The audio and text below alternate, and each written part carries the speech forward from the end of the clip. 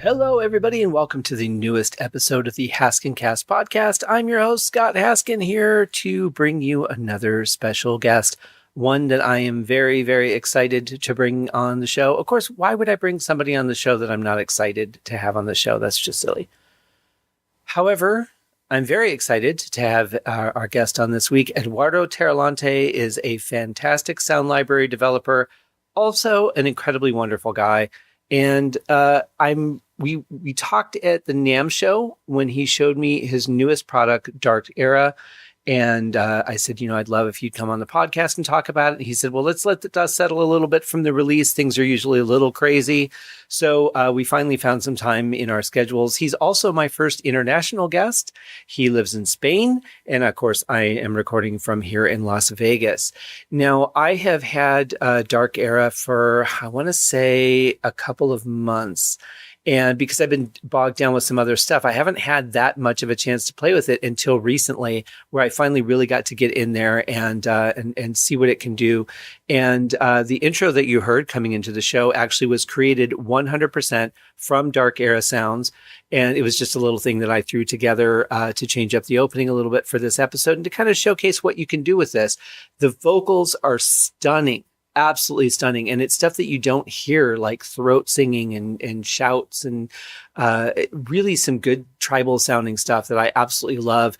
And the rest of the instruments, my God, they're beautiful. They're very playable on a keyboard and just wonderful to work with, really inspiring. And that's what I love about Eduardo's stuff, is that everything has that consistency to it.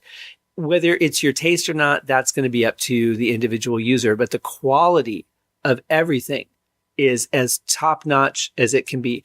Crystal clear production, very playable, even samples, a lot of velocity.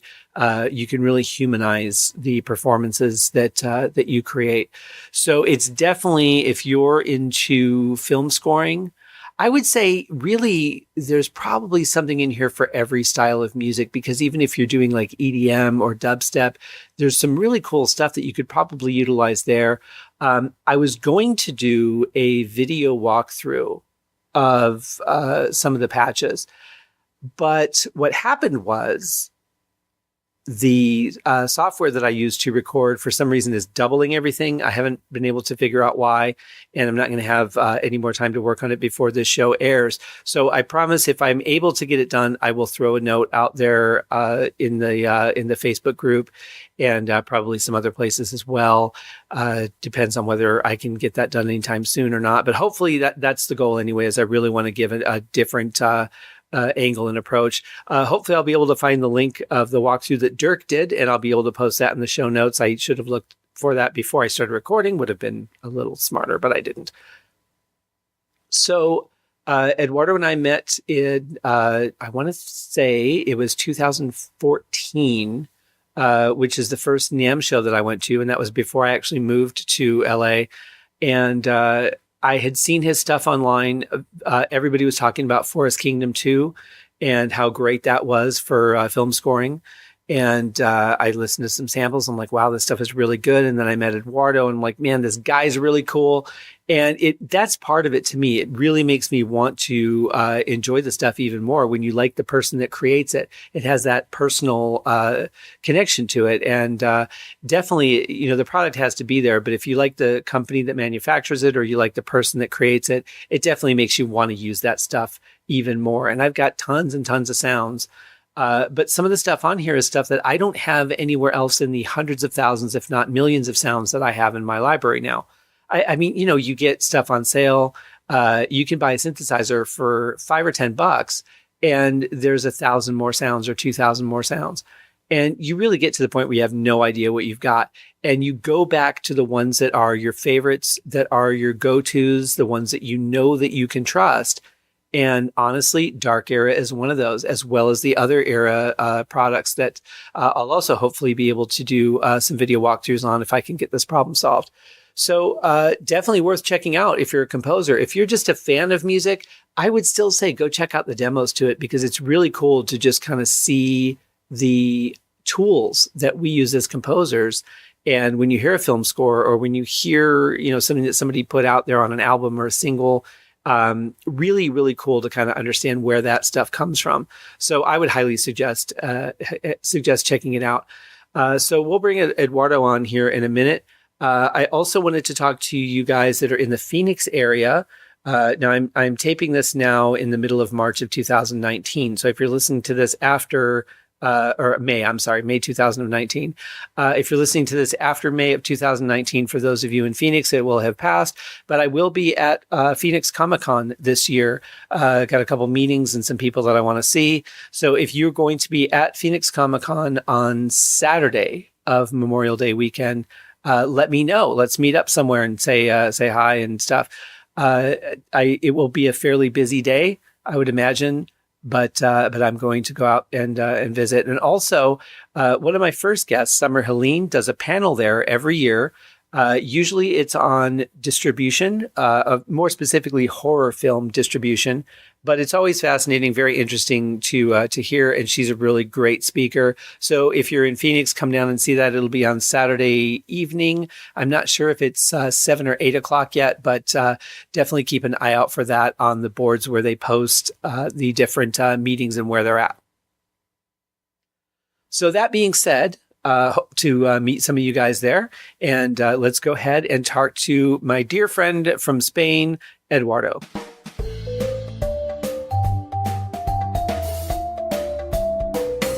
All right, ladies and gentlemen, I am really excited to have my next guest on the show. We've been trying to sync up for a while, but between him being really busy and me being really busy and a 9-hour time difference, it's always a challenge. But Eduardo, thank you so much for making some time to come on the show. How are you doing today?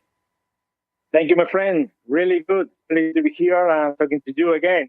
Excellent. And you're in Spain, and of course I'm in Las Vegas. So it's what, good middle of afternoon for you? Yeah, it's 5 p.m. here. Yeah. Okay. Good. Well, I'm really excited because, every year, one of the highlights for me of going to the NAMM show is that is the only time you and I get to see each other.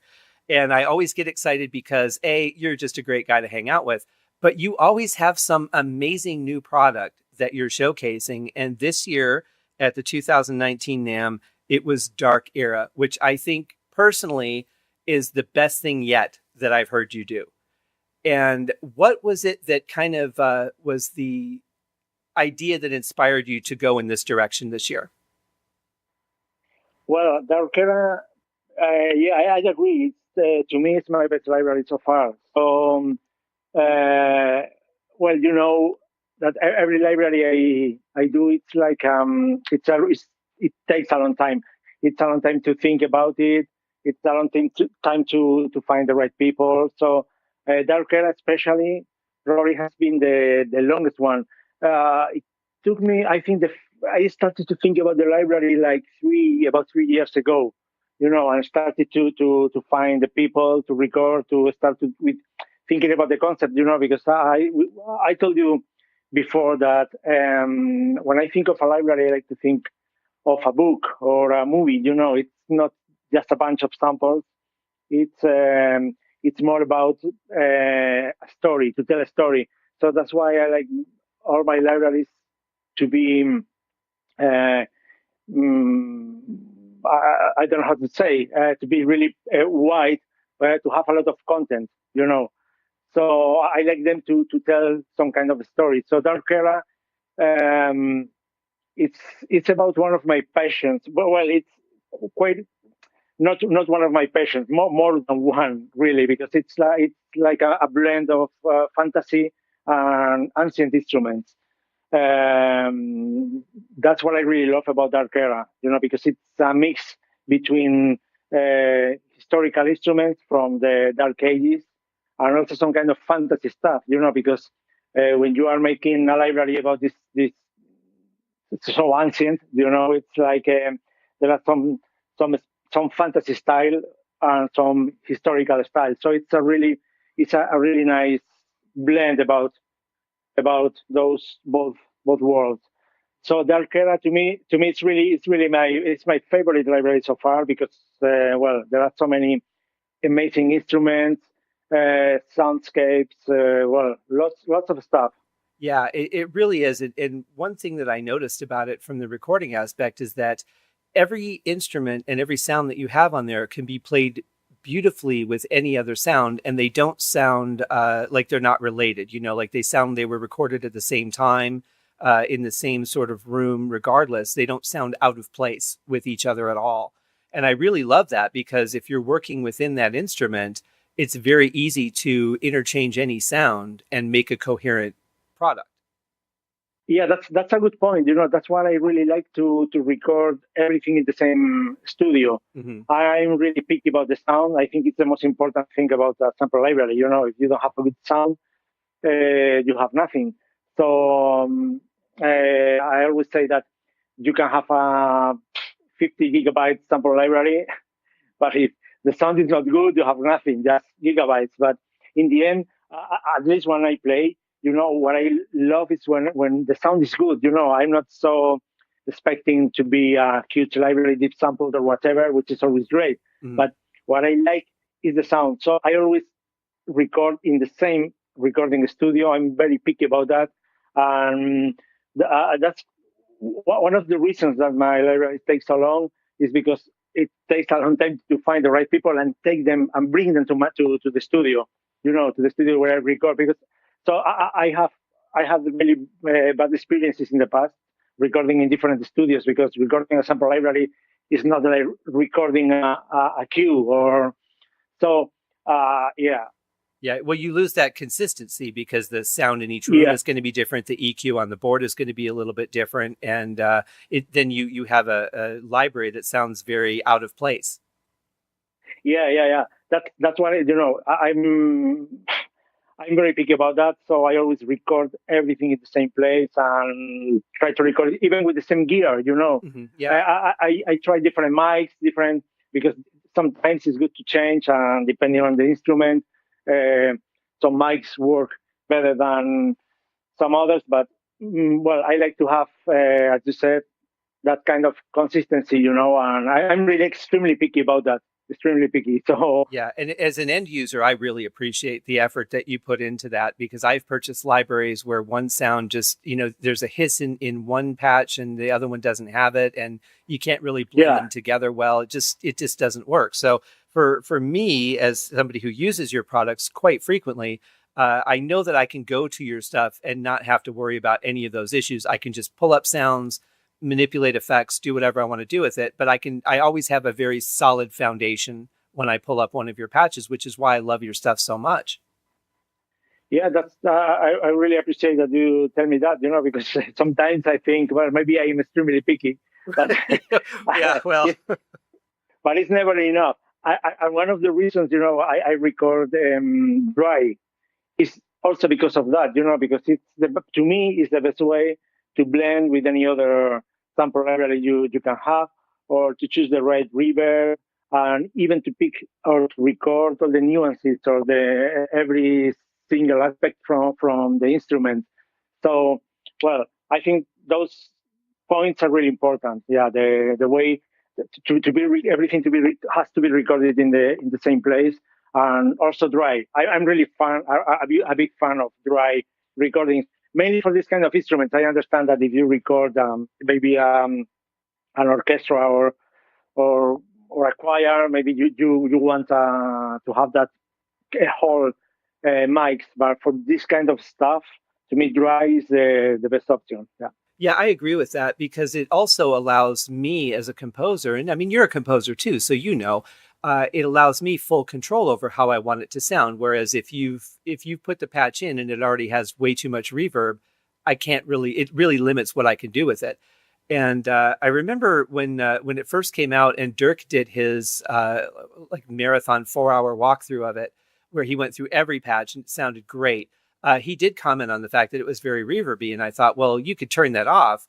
But I think that for some of this stuff, I would be tempted to use more reverb than use it dry because the sounds that you recorded just sound amazing with that reverb that you have in Engine.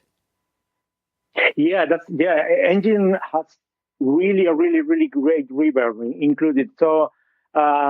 And I'm a huge fan of reverb, and I know sometimes I can have more than needed, But well, I come from New Age music. I love New Age music, and it's like sometimes it's the ambience you create with the reverb is even more important than the sound. So to me, reverb is something very, very important, and some of these instruments, the reverb included in engine is mainly for audition purposes. It's not really to to use it as it is, But well, I put the reverb I like when I listen to the instrument. It's something I'm not so picky about that. I just put the reverb as that I like when I listen to this special instrument or this specific instrument. But it's just for audition purposes. So yeah, you can turn it off or whatever. But reverb definitely is something really, really important. Yeah, I would agree with that. And being a huge New Age fan myself, one thing that's really key to that is that when sounds are created in the song, you hear the attack of it, but you typically don't hear when the sound ends because it just kind of goes out into the distance and dissipates. It's not like a guitar note where the guitar note just stops and you really notice that. New Age music kind of really just flows a lot more, unless it's percussion, obviously. Yeah, and that's what I like about my libraries is that, or not, or what I try to do is it's more about the sound again. Sound and reverb. It's like New Age. New Age. It's more about. It's not about music. It is about music, but this is more about the sound, the timbre of the timbre of the instrument. So it's the sound of the instrument, the reverb you add. That's what I like to add in my libraries. It's the sound of the instrument is very important because just one sound of the string just transports you to a different place. So when you add a bit of reverb, it's even better. So well, that's what I like, to think about the sound. Yeah, and it comes out great. Now, you mentioned that it's hard to find people, but how hard is it to find some of these instruments that you were looking for when you were doing the concept? Well, it's if you find the right people, you find the right instruments, because they have the instruments. So, okay, yeah, but, yeah. So that's why it's so important to hire a really good or a skilled player, because skilled players usually have good instruments. But to me, the most important, or the most difficult point, besides finding the player, which is really, really hard, is to think about the instruments, because there are so many stuff out there that you really have to choose which ones you want to include in the library or not, or mainly how to record them. For example, in Dark Era, to me, one of my favorite instruments are the bow, the tile harps, those bow string instruments, and they are so small, so out of tune usually when you see people performing them, that it's like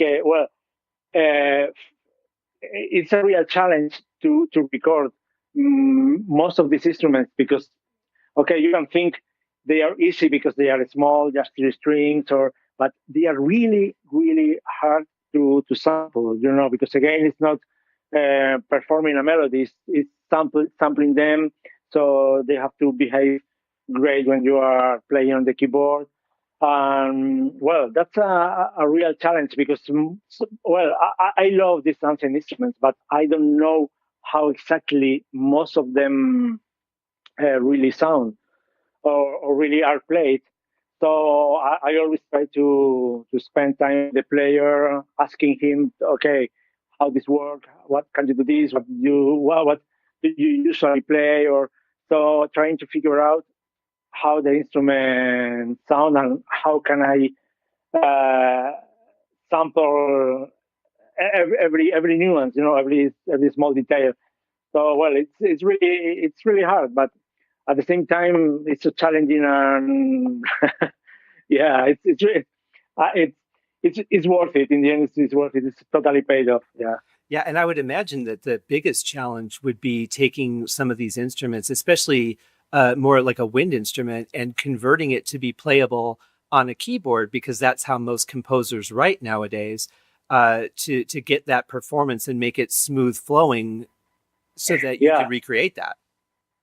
Exactly. For example, again with the bowed instruments in Dark era, just it was like 15 days before releasing the library. It was like, oh, okay, the instruments sound really good with key switches, because you can really play what you want.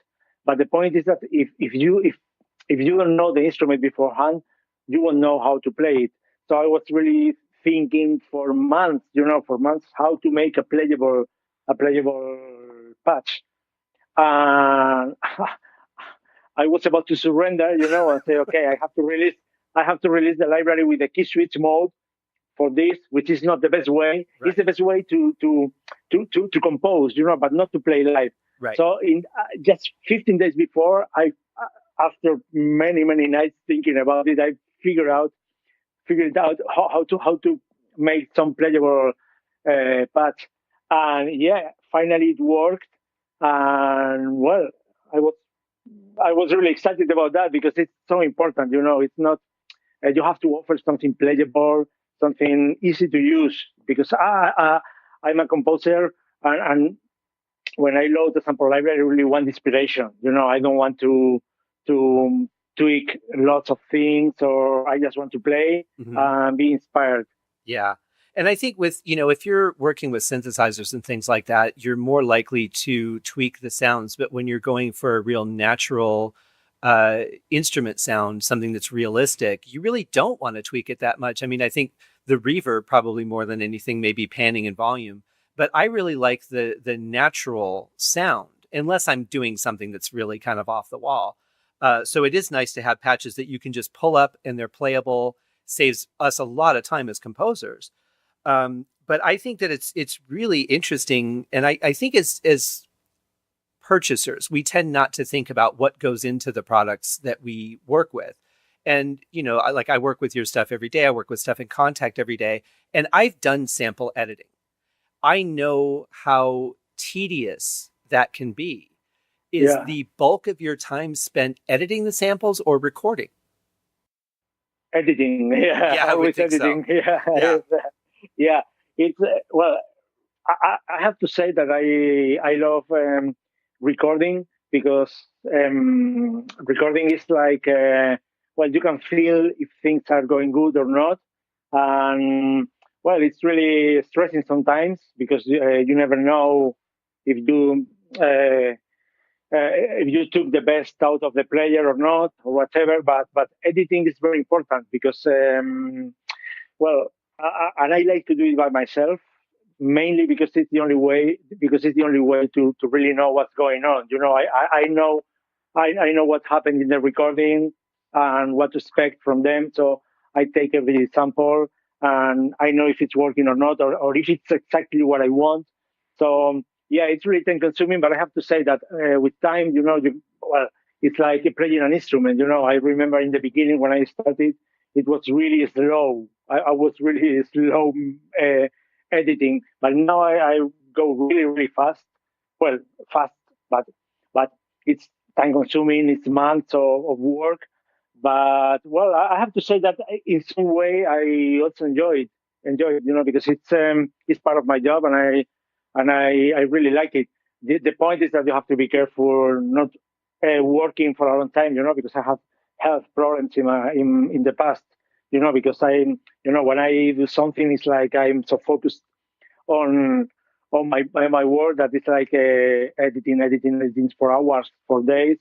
I was about to. I had a really big problem in my arm, so from then on, I always try. I just try to take it easy and just work like 4 hours a day, something like that. Yeah. That's a really good point too. And anyone that's in whether it's animation or sound editing or whatever, that's a problem for us in the industry in general. And I think it's really important that we monitor ourselves. Now, what I started doing was setting an alarm every 2 hours that I would just get up and walk around, because I would have sessions that I would start, say, at 2 p.m, and I might get up and eat or something, but the next thing I know, the sun's coming up and I've been working for, 16 hours and not Yeah, realizing it. And I've only gotten up a couple of times. My body hurts. I don't realize it because I'm so focused. We really have to integrate our health into what we do. yeah, but I think that's something you learn with time, and as long as you are turning years, it's because you when you are young, your body can stand almost everything, but well, as time goes by, it's like you start to feel that you cannot be working for a long time, or you have to be really, really careful, because it's, our health. If we lose our health, we have nothing, and if you have a problem, we have a problem in our arms, or, you cannot work anymore. So it's something really to keep in mind. But yeah, that's is the problem when you are doing something you love. As you said, you can be for hours working, and yeah. Yeah, for sure. And of course, when you're working in the studio, you have other people there, whether it's your musician, your recording engineer, whoever. But when you're home doing the samples, it's like, I'll see you guys in 3 months. I'm going to lock myself away and get this done. So, I could see the studio being a little more exciting because you do have a little more human interaction. You're moving around, and then you come home and you're like, okay, now it's 3 months of just being tedious editing, my arm hurting, not wanting to get out of the chair because it hurts. It makes a really big difference in the process. How long in general from the time that you start recording until the time that you call the product done? What's the average time it takes you to do that? Well, it depends, because sometimes sometimes everything goes very fast. Sometimes it goes really slow because you don't find exactly what you want. So if you get some good recordings, usually everything is fast. Because if the recordings are good, everything later on it's really good. When I say good recordings, it's mainly also about the musician, not about only the sound. It's Right. also about the performance and what you were really expecting. Uh, but it's to me, every library is about 1 year. Yeah, that seems about it. Yeah. Uh, Now you said the performance, and this is something that I always was curious about. I would imagine the biggest challenge is working with vocalists because the Yeah, muscles are going to tire out over time. You have to hit each note perfectly, the right vibrato, the right smoothness. Is that usually what takes you the longest? yeah, and it's usually the most stressing, because it's usually something happens, because the singer gets tired, and the sound is not exactly the same. So you have to be so picky with vocal recordings that it's pretty stressing about that, because you have to be listening, or at least this is what I do every hour. We go back to some reference we have. So we see that everything, the sound is exactly the same or almost the same, or so. Well, it's yeah. Usually, I've recorded lots of vocal libraries, and sometimes, most of the times, I would say there are some kind of problem. You have to stop the recording and do it in a different day, or because the human voice is that, it's yeah. And again, if you are performing or playing for a track, it doesn't matter if your voice changes a bit. But in a sample library, you can be playing. For example, you are playing a sustained note and a legato note, and the sustained note, you recorded that note on Thursday and the other note on Wednesday, you know, but they have to sound the same. Yeah, there's not a lot you can get away with as a sample library person because you have to give consistency in the performances to the composer. Otherwise, they may not be able to use that vocal patch at all if not everything lines up perfectly. Yeah, that's the point. And in a vocal library with maybe 10,000 samples, you cannot do it in 1 day or 2 days. So it's going to take longer. So, yeah, you have to really take care about that. Yeah, but well, that's part of the job. I mean, it's the point is to take it easy and try to do things really good. Mainly, to me, one of the secrets is to also to talk to the player, in this case to the vocal, to the singer, and because okay, I don't know how to explain that. You have to. I love what I do, but you have to tell them to love what they do. Also. So if they are focused on the sample library and they want to do a good job, it will happen. It's just a matter of time, or so. That's very important. Looks stupid, but I think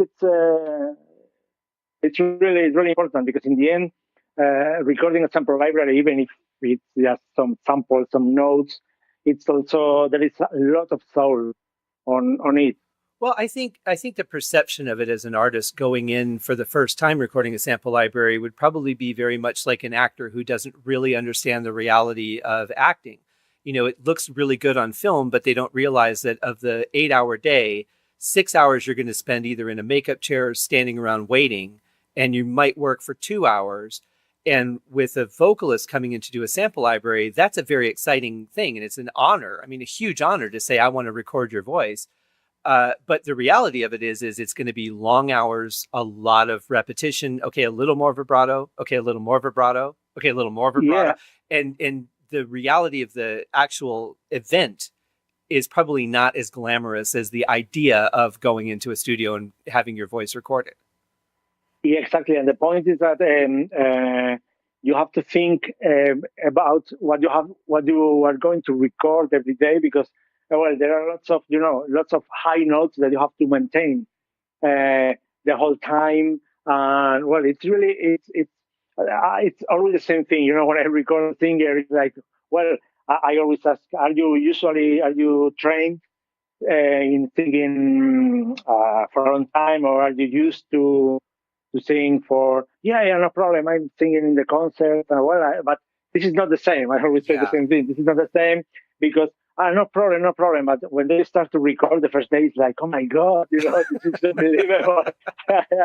And they can't back out now, because you've invested so much in them recording even one day. That exactly. Now you got to do it. Yeah.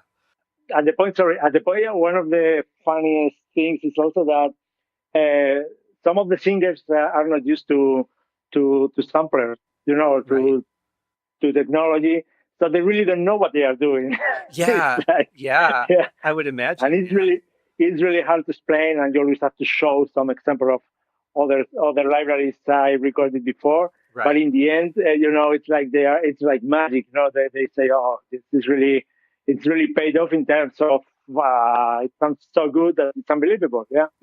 And it's, it's something that to be asked to do that, because especially someone with your reputation, it's a huge honor for somebody that has had such a track record to say, I want you to be on my next sample library. That's not, hey, I want you to come in the studio. Can you lay a backing track down for me? Or can you record this song for me? And this is a pretty big deal.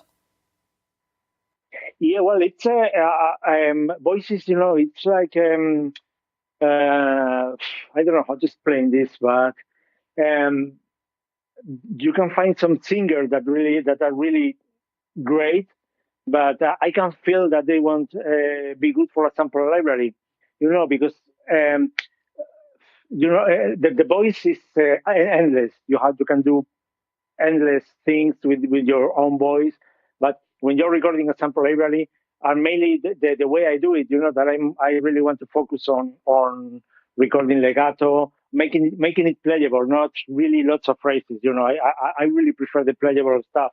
So I don't know why some amazing voices don't sound really good when you put everything together, and you start to play them, and some others that you don't expect to be maybe so good, in the end they turn out to be sounding really good. So it's a really big decision, to say, okay, which voice I want to record, or if it's gonna be because it's something. I mean, it's it's not only for me, for my job, it's also for the singer, Right. for the projection of the singer. So it has to be extremely good uh, for our benefit, for the singer and for me. I mean, it's not, if there is something not good enough, it's better not to publish. I have lots of samples that I've never used. I recorded, I've never used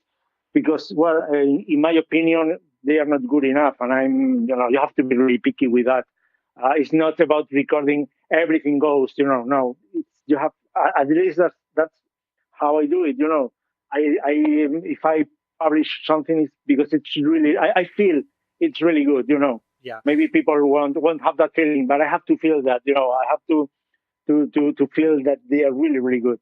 And this is one of the things that I love about your products is it's when I see something that you've put out, and this was even before we met, I learned this about you.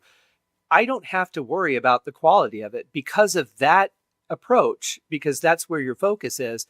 I don't have to worry that it's not going to be a high-end product.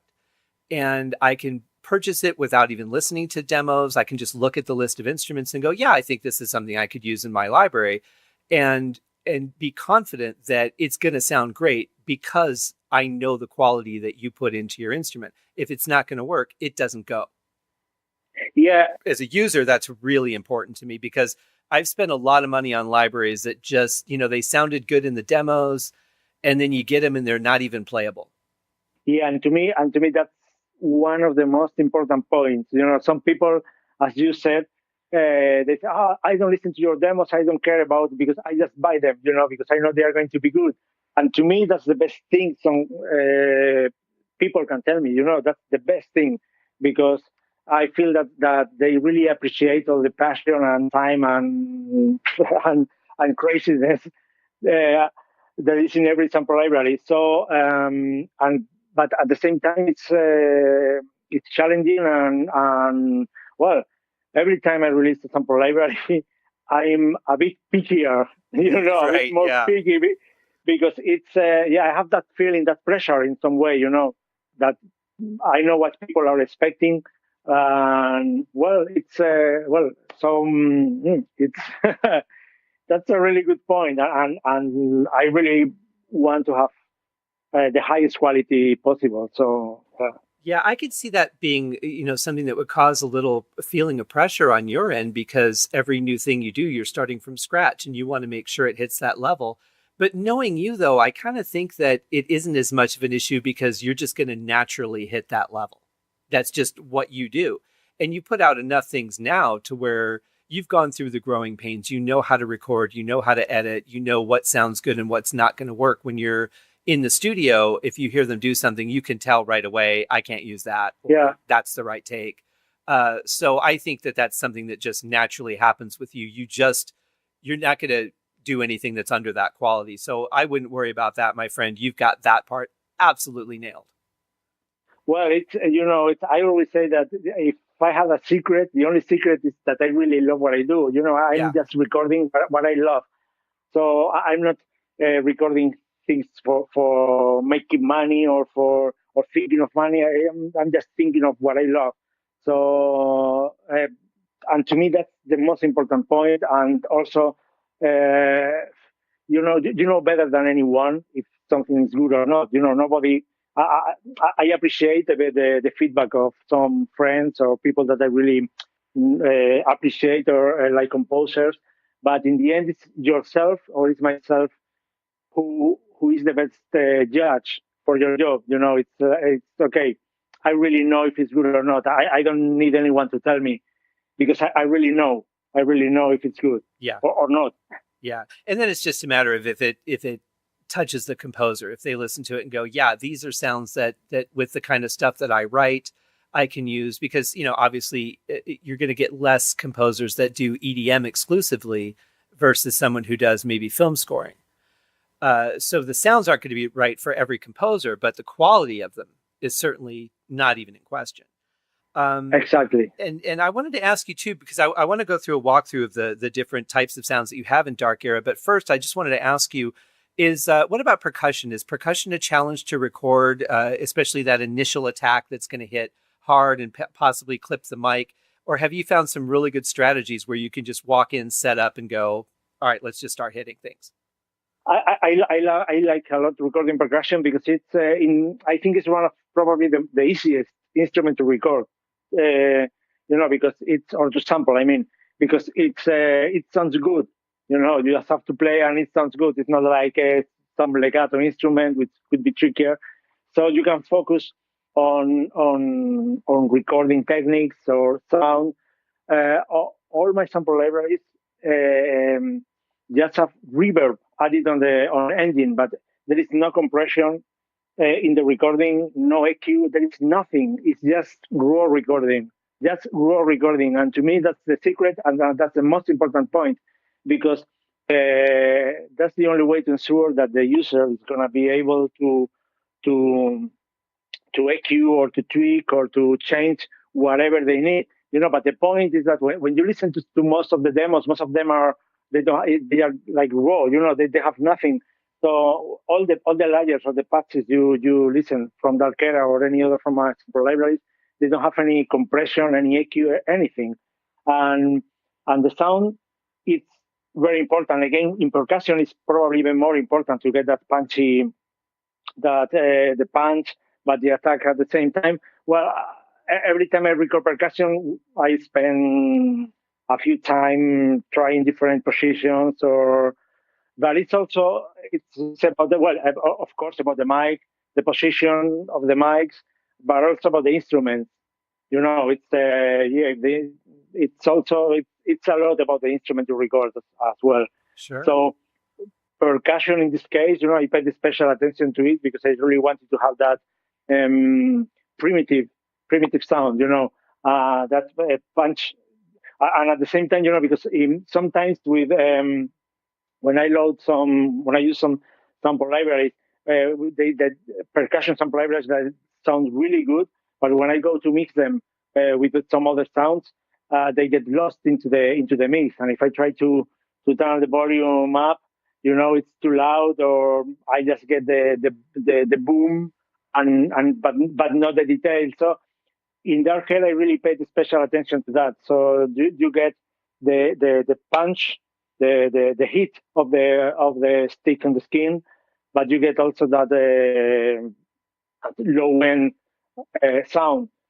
I think I did it pretty good, but well, it's I'm very very happy. I'm very satisfied with the result. But it's in the end, it's just a matter of taste. There are so many ways to do things that it's yeah.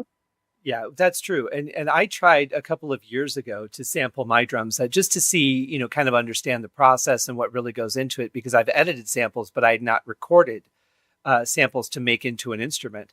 And so I played around with it a little bit, and I'll tell you, man, that is a real challenge, because what I found was everything I did was all attack and no decay. The attack just, it peaked, and then you really didn't get the full decay. And I just couldn't find that right balance. But I don't do this. It's not something I'm skilled in. So I really respect anyone who can pull that off, especially to the level that you have. Well, it's a matter of trying and testing. I think there is no other secret about that.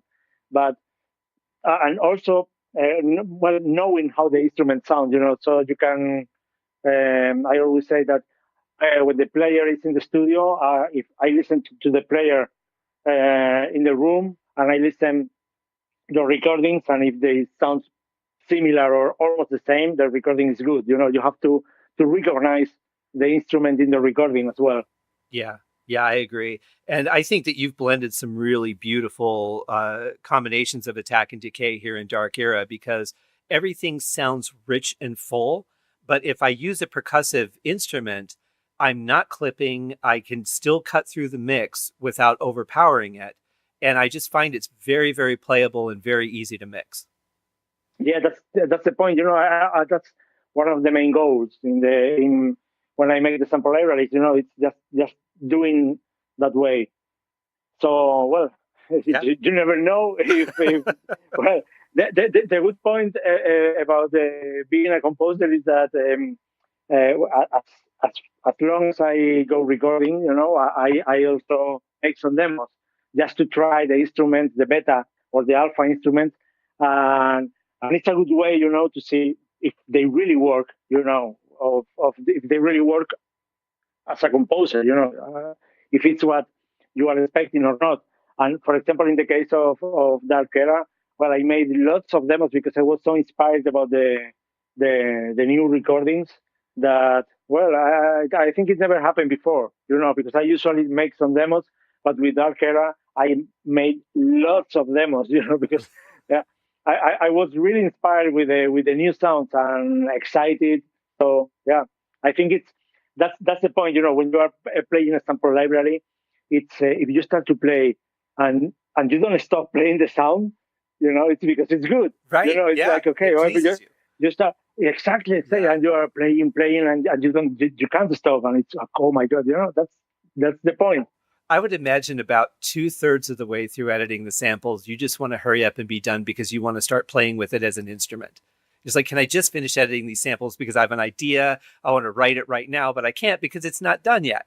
Yeah, that's what I do is I have the whole thing, and okay, I start editing the main things, So I edit them and map them so I can start trying to play them to figure out how it sounds. But the worst about making sample libraries is that you really don't know how it will sound until you can play it on the keyboard. So sometimes you think the recordings are really good, and then you play them, and it's, well, I mean, yeah, the sound is good, but maybe the playability is not as good as I would like to, or the other way around. So you never know. So in the past I used to be more stressed about this. When I made the recordings, mainly when you bring people from other countries, which is a lot of money to bring them. Right. Yeah. So if you want, if something went wrong, just to bring them again, it's unbelievable. So I used to be really stressed about that in the past, but now anymore, after some bad experiences, I said to myself, okay, I mean, there is no point, if something is wrong, it's wrong. Yeah. And we will figure out how to fix it or to record it again or whatever. And it's better not to be stressed. But yeah, it's always, for example, in Dark Era, with the bow instruments, I made different tests. I recorded some things in the morning, edit the samples in the evening to try if this method was working good or not, and I didn't. So next day, so it's a bit stressing that way, but it's the only way because those instruments are so strange that, well, you record them, try. And well, it's you have to be ready for stress in recording sampling sessions, but well, just the right amount of stress. Well, is that difference between editing the samples and testing the playability? Would you say that's similar to doing a mix of a piece of music and then listening to it on 3 or 4 different pairs of speakers and saying, okay, now I know what I have to change? Then you go back to the mix, then you test it out on speakers again. Is it kind of the same thing? You edit the samples, then you test the playability, and then you go, okay, I need to adjust this. So you re-edit and then retest? I think it's a bit more difficult because it's the point is not, sometimes it's not about it because the recordings are good or not. It's because the way the player did it is good or not. So since you are the producer and of course the player doesn't know about sample libraries, you have to tell them to tell them what to do, and well, sometimes you have in your head it's clear what you want, but there are so many different ways to do it, and you have to choose the right way. So in this case, we were like 3 days just for testing to see which way was the best one. So it's not the recordings were good and the player did it good, but it's what we recorded was good or not in the end to make it playable. So it's a bit more difficult in that way, because it's not you have to record again. Right. Different techniques or in a different way or telling the player to do this or to do that, trying to figure out how it's going to work when you are playing in the keyboard. So, well, I would say sometimes it's more difficult, depending on the instrument. That's why percussion is usually easier if you are able to get a really good sound, because there is no need, it's just that way of performing. There is no other way. But with some strange instruments or also vocal libraries, well, there are so many ways to do things that if you do it wrong, you wasted your time. Well, yeah, and then and you have to do it again. Yeah, and then you have the added pressure of, well, we flew you in from Europe and you're only here for 4 days, so we have to get this right in 4 days, and otherwise you're going to be gone. And if we bring you back, the recording's not going to match up, and there's another pressure because of the schedule. Yeah. That's exactly. But it's you have to live with that, and it's like, okay, you have to do it, and you have to take the risk. Mm-hmm. It's like everything in life. If you don't take any risk, there is nothing. So yeah, that's true. Of course, taking risk is failing lots of time. I've failed lots of time, and my first sample library, I started working on sample libraries in 2005, and I still fail when I make some recordings, but I assume that, because it's part of the job, this is like an endless job. You are always learning, and it's the only way. Well, I don't really, I kind of go back and forth on how I define what a mistake is, because to me, if you've attempted something, if it doesn't come out the way you want it to, that's okay. If you can learn from it and then avoid that mistake again, or maybe the level of mistake again, I don't necessarily think mistakes are a bad thing at all. I think that's a lot of how we learn and how we improve. Yeah, definitely. It's like if I had to change something from my past, I wouldn't change any of the mistakes, because I learned so much of them. So, and as you said, they are part of the road. So yeah, but that's what I told you that about taking risks. You don't have to be worried about taking risks, because you will fail sometimes. You will be successful. So well, that's like the real life. So yeah. And other than lottery winners who get success from just sitting there, you got to get up and do something. But even lottery winners, you're not going to win if you don't get up and you go buy a ticket. So every success comes with some element of effort. Yeah, always. Yeah. There is nothing by chance, Right. Now, before we do the walkthrough of Dark Era, which I'm really excited to talk to you about, I just want to talk to you really quick about Engine. Was Engine your creation? No, Engine is it's from the service. Well, I have to say that I'm really happy with Engine because it allows me to make some scripting without programming. So it's very easy for me because I make the recordings and I edit, and once I have everything edited, I can go to Engine and put everything there and try, and without any programming skills. I'm not a programmer. I don't know how to script. And Engine is really helpful about that. Well, the good point is that Engine is Engine 3, which is totally made from scratch. It's coming really, really soon. So, and because one of the customers complain, also my complaint is that it's a bit outdated in the how it looks. It's a bit retro, I would say, and the font is a bit small, and well, but that's something is going to change hopefully in a few months. So I'm very excited about that.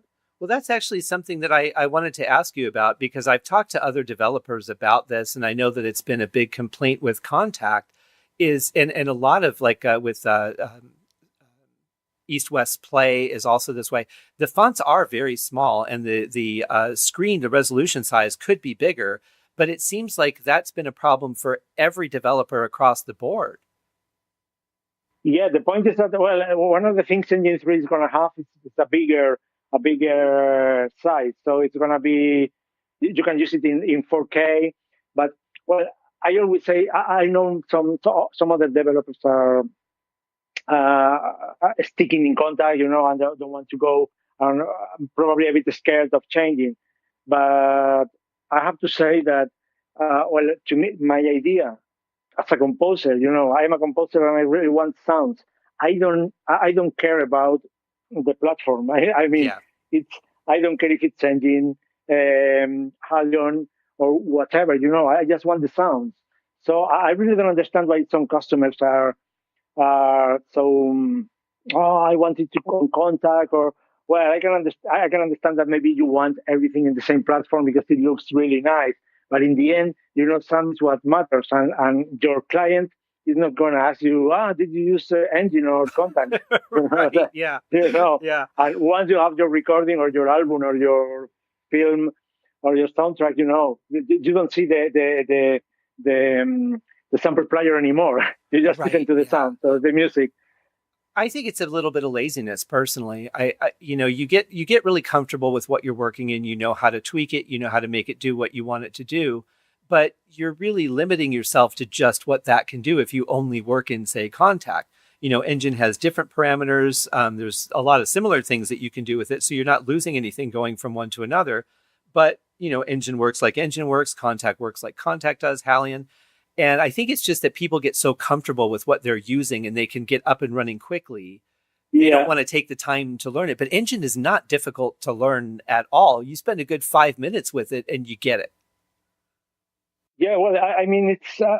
I think it's probably because many people are scared about changing, but because of the consumers, because there are many people out there telling that if it's not contact, they are not going to buy it, Right. and that's not true. Mm-hmm. That's not true. I mean, it's. If I have to say, I have to confess that I think that most of the people that complain about engine and they say I want to see your libraries in contact. It's because they want to, contact. Uh, you can get the libraries cracked. You know, Oh, yeah. I have to say that, but the engine is not it's not been cracked yet. Right. So this is really something important for developers, and that's one of the reasons I really like to be on engine. Yeah. Because it's not being cracked, and to me that's one of the most important points. Yeah. So yeah, it's such a pity that many developers do well. All my contact libraries in a couple of days they are everywhere. Well, the other thing too, and I love the last update that was done, and I'm really excited to hear about Engine 3, but I've not had any glitches caused by anything I've done in Engine, whereas in Contact, and no disrespect to them, because they're growing in every direction, it's impossible to maintain what they're doing because every developer needs something different, and then they build out another section, and then they find out that that affected something that they did 8 builds ago, and now that's a glitch that they have to go back and fix. And that is partly because so many people are developing in Contact and pushing the limits of what it can do. But with Engine, I've never once had anything where a patch didn't come up properly. I needed to shut it down and reload it because it stopped working. Nothing at all. It's been the smoothest engine I've ever worked with. That's great to know. That's what I always say. Engine is working really good, so don't expect to have any problem. Well, the good point is that every time I need some new feature that is not included in engine, Bed Service developed it for me. So it's really cool because it's a way to improve engine and at the same time to test it. Yeah. So well, That's good. but definitely it's working really good. So I'm expecting that engine 3, the tests that have been done so far are really good, even much better than engine 2. So well, let's see. Let's Yeah. see, because I'm really excited about that. Excellent. Well, let's talk some more about Dark Era. So you've got 3 sections. You've got instruments, sound design, and voices. And within instruments, you've got percussion, string, and wind, which are obvious. What is the highlight to you in the percussion section? Well, it's hard to say, because probably the skin drums and also the frame drums, the square frame drums are really awesome instruments with lots of different articulations. And I recorded 5 different frame drums like an ensemble. So when you put them together, the sound is really powerful and beautiful. It's so uh, probably all those skin drums are to me are the highlights of the percussion in the library because they have that raw sound, that ancient sound, the sound of the skin, which you can listen to in any other libraries. Because that's what I like of ancient instruments. They have something different. They have something that modern instruments don't have. Well, they're made individually by hand as opposed to everything that's just factory produced now, or so much of it is factory produced, and it's hard to find something that's unique and individual nowadays. Exactly. Yeah. It's all these instruments are handmade, and also most of the all of the bow instruments, the string instruments, and the wind instruments in the library are handmade by the same maker. So they have a special character, and well, that's why this is endless. There are so many different um, different instruments. If it's, for example, in the square frame drums, they are the same instruments but different skin, Yeah. different wood, and they all sound different. It is amazing. It's and so this is endless, endless. There are so many details, and when you put all these details together, or you mix all these instruments, the sound is really, to me, it's really different. It's so appealing, and well, as I told you before, you close your eyes, just listen to a sound, and you can travel to a different age or a different place. Very much so. And a different atmosphere. You kind of feel like you're in the mountains at some points, or, you're in this just lush field instead of like you and I were at NAMM, which is about the noisiest place on earth. And I'm sitting there with the headphones, just feeling like I've been transported to Europe in the 1400s. It was just amazing. But I'm pretty sure it was when you played me the frame drums that I just looked at you and I didn't even know what to say. I was so blown away by the sound of it. It sounded huge and rich. And I was just immersed in that sound. And I thought, what a beautiful recording you got of those. Just fantastic. And then as you played everything else, everything held up to that same standard. It was just, I was speechless. Oh my God, thank you. It's rare. I don't have anything to say, you know. So Thank you. yeah. And the strings and the winds obviously are very, very powerful and very playable, I found. But let's talk about the sound design, because that I think is another space where you really shine. You're great at recording the instruments, you're great at making them playable and sound great, but you really get creative on the sound design side. What is it that is kind of like when you're like, okay, I'm going to start working on this? Where is it that you start? What are you trying to find in that? Well, this is one of my favorite parts because it's really creative. Well, I'm not really an expert on sound design, but I really know what I want. So through the years, I've recorded lots of raw material, to manipulate. Well, I have quite a lot of stuff, and in every different sample library, I record even more stuff or remanipulate. It's like changing and changing the sound. The point is that all my soundscapes have that like a signature. They sound, they have that kind of similar sound. What I really like. It's to me the point is to have like more than 50% of natural sound, and then 40% or something like that of synth sound. It's like because one of the things I started making soundscapes is because when I was playing synthesizers, to me they were too synthy, to Right. which is good, but I was expecting something more natural. So one of the things I really like about making soundscapes is that it's blending the synth sound with the natural sound, but having more natural sound than synthy sound. Do you know what I mean? It's Right. like Yeah. well, it's well, regarding soundscapes, it's like it's not really that I know what I want, because I have an idea, but I really know what I don't want. Right. Yeah. So Yeah. when I listen to something, it's like it's yes or no. If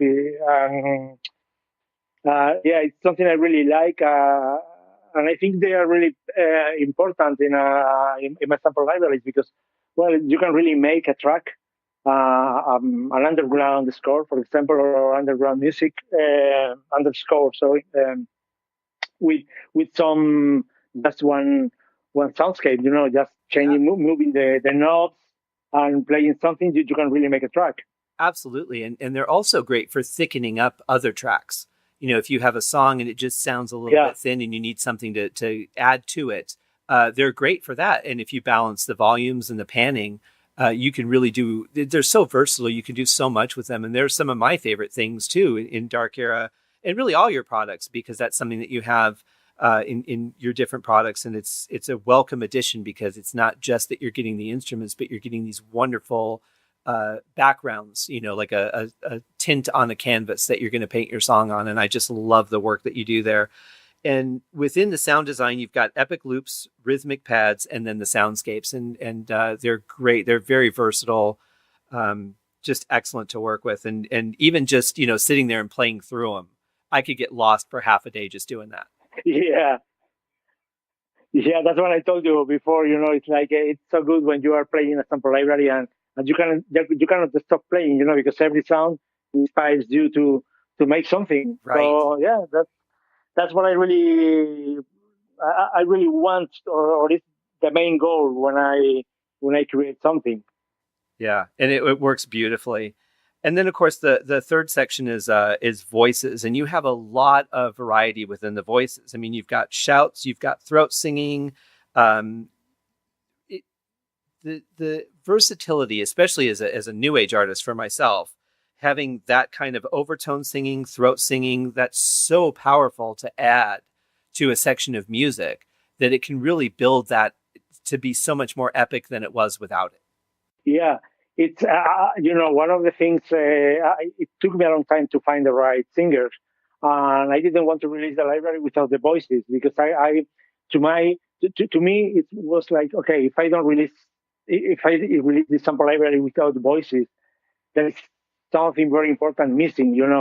It's again, as I told you, when I think of a sample library, it's like thinking of a book or a movie. It's like also like a painting. It's like you are painting a landscape, and if the mountains are missing, the painting is not going to be good. Right. Yeah. So I had that feeling, and I was really really happy with the voices because they are they blend really good with the character of the library. It's like, for example, they are, some of them are Mongolian voices. They are not Viking, but in the end, it's the same. The essence is the same. It's the warrior, the powerful voice. So they really blend very good, and that's what many Viking or pagan folk groups use this kind of voices because of that. It's like, for example, in the wind section, you can find a didgeridoo. The didgeridoo is not a Viking instrument, but many groups right now that make this kind of music, they use it because of the sound. So the idea of the library is, that's what I told you before, it's like a mix between fantasy and history. Yeah. That, to me, it was the most difficult thing was finding the perfect blend. Right. Right. And voices were definitely very, very important. Yeah, and I agree. And I think that because they all fit in so well in this one instrument, I'm so glad that you included them, especially the overtone singing, because I don't think that's something I've seen anywhere before. It probably exists in a library somewhere, but I've not seen it. So that was a real surprise, and I'm really glad you included that. Yeah, I'm to me it's still one of my favorite parts of the library. Well, it's very difficult to say what's my favorite part Right. of Dark Era because Sure. I love everything. So, but yeah, voices is something I really like. Yeah, Yeah. and I think people will love what they will find there. I absolutely agree. And let's talk about the last one, because this is kind of an open title, the Inuit vocal rhythms. Tell us about that. The vocal rhythms. Oh yeah, it's yeah. That's what It's the Inuit, the Eskimo. I think that's the right word. Eskimo, the people from Iceland, or it's that the right word, Eskimo. I think so. Yeah. Yeah. Well, they have a special. It's like kind of guttural singing, and they make this kind of rhythms which are really amazing, and they sound so barbaric in some way, Yeah. so primitive, that they fit really good. So what I wanted to do is just to what I did was recording lots of different rhythms and splitting them into specific samples. So all the rhythms you have are MIDI.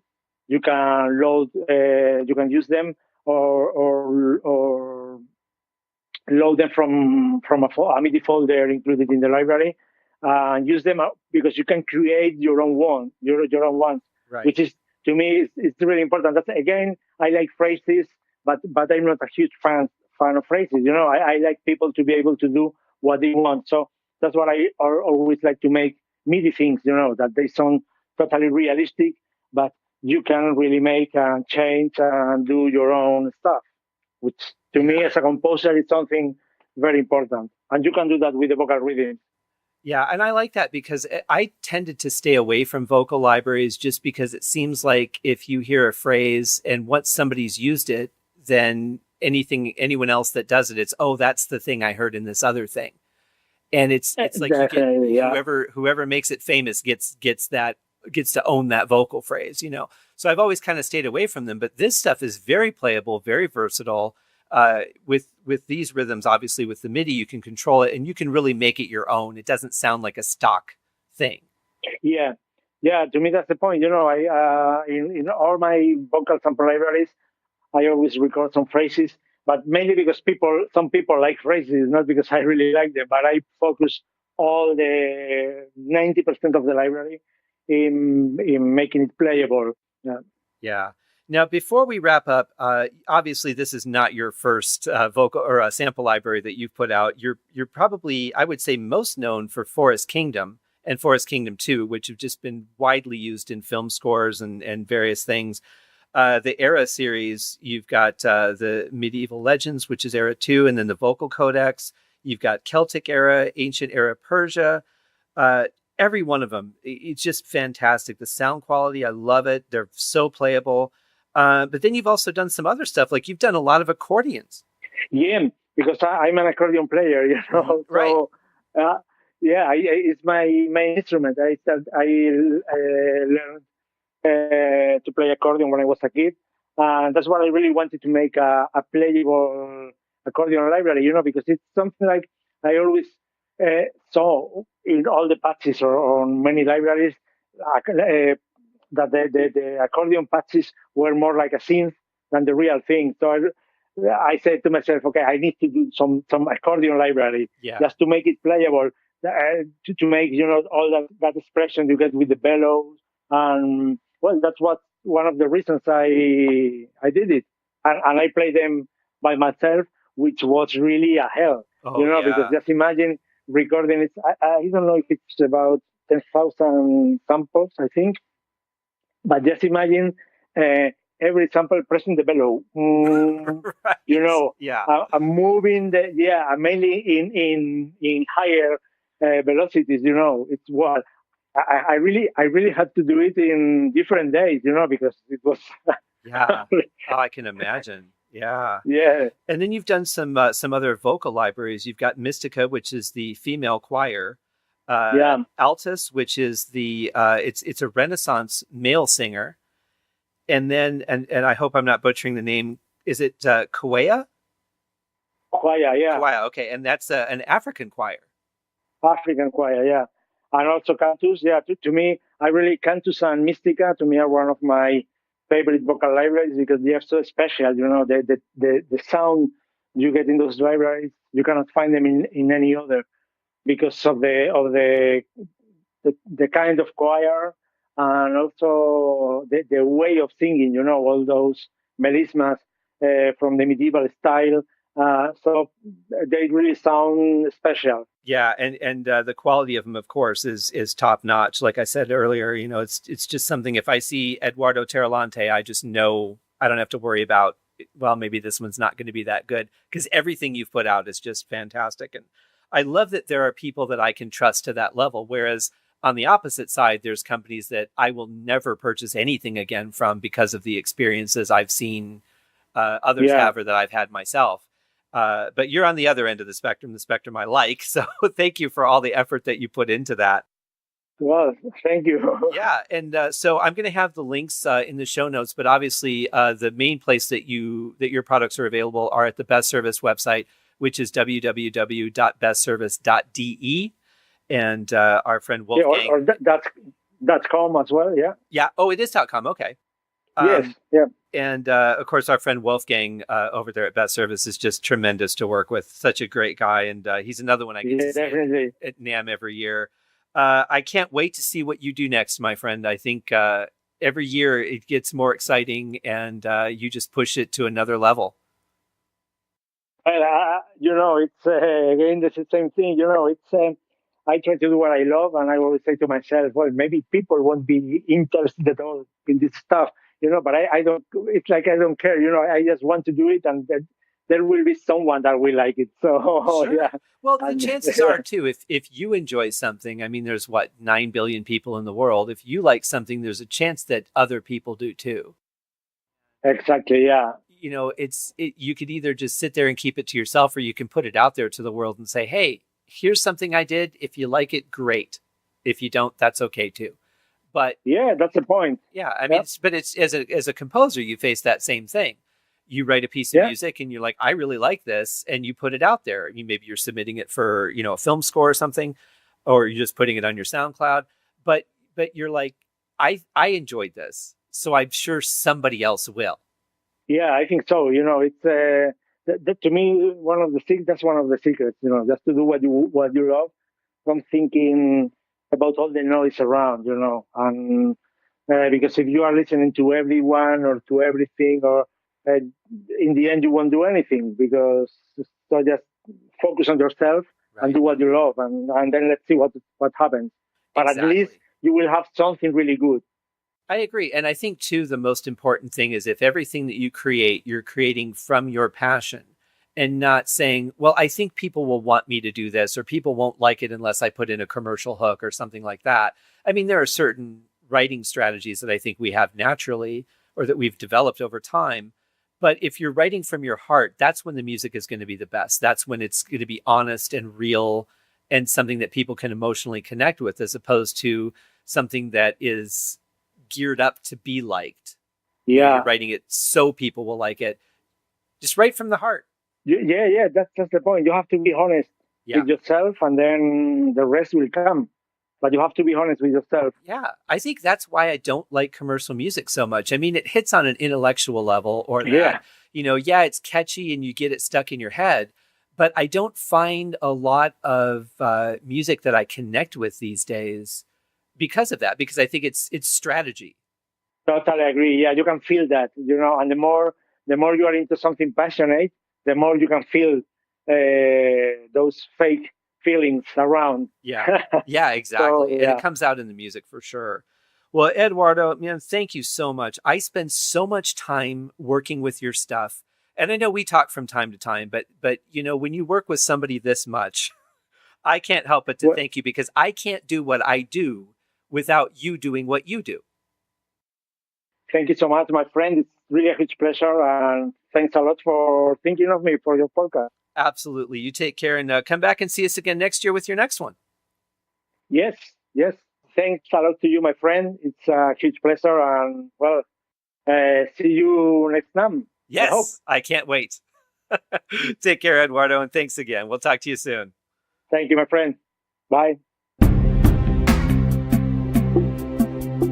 What a cool guy. I mean, just a really cool guy. Honest, humble, really cares about the quality of the product that he puts out, which of course makes it easier for us to use. and really, really happy to know him. It's an honor to have him be someone that I can call my friend, and I really appreciate him coming on the show today. I can't wait to see what he comes up with for next year, and Eduardo, I'll be looking for you at NAMM 2020, which will be the next one out in Anaheim. So thank you guys for joining the HaskinCast podcast. Remember to sign up to the Facebook page for an entry into the monthly drawing of a flash drive containing all 5 Mental Sauna albums. We have the artwork done for the Addicted album, so that'll be coming out hopefully this summer. And I'll see you guys next week with another great guest. Thanks.